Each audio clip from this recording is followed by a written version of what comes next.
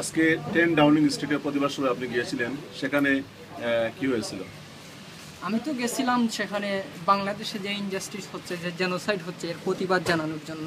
বাংলাদেশি বাইরা এটা অ্যারেঞ্জ করছে। তো আমি যখন এখানে ছিলাম তখন হঠাৎ করে দেখলাম যে একজন টিভি রিপোর্টার রিপোর্ট করতেছে এটা। তো আমি বুঝলাম যে ভালোই হয়তো রিপোর্ট করবে। তো আমি পাশ দিয়ে যাচ্ছি, আমি শুনলাম যে উনি বলতেছেন, উনি মহিলা ছিলেন, উনি বলতেছে যে এই গোলাম আজমের ফাঁসির দাবিতে এখানে ডেমনস্ট্রেশন করতেছে।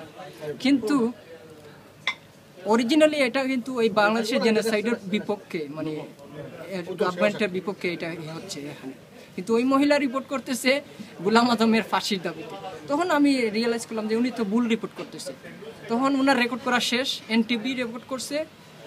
আর ওই মহিলা ছিলেন চ্যানেল আইয়ের, যিনি রিপোর্ট করতেছেন উনি হচ্ছেন চ্যানেল আইয়ের। আর আমি ওইটা বলার সাথে প্রতিবাদ করছি যে ওইটা তো ঠিক হয়নি, আপনি ভুল রিপোর্ট করতেছেন। তখন আমি বলার পরে চ্যানেল 9-এর যে সাংবাদিক ছিল ও আইসা বলছে হ্যাঁ আপনি ভুল করছেন, ওইটা আবার রেকর্ড করেন। তারপরে কি করছে ও বলতেছে আমার যা ইচ্ছে তাই করব, তোমার সমস্যা কি? এটা আমার চ্যানেল, আমার যেটা ভালো লাগবে এটা রিপোর্ট করব, তোমার এখানে কিছু করার নেই। তারপরে আমি কিছুই বলিনি, এই পর্যন্ত। এরপরে পরে গেছি ওনার সাথে, আবার যে আমার বড় ভাই নিয়ে গেছে যে যেটা হয়েছে এটা বাদ দিয়ে দাও, সমস্যা নেই তোমার। আশরাফ ভাই উনি নিয়ে গেছে আমাকে, নেওয়া যাওয়ার পরে এরপরে আরো খেপে আইছে, ওনাকেও মারতে চাইছে আমাকেও মারতে চাইছে। এই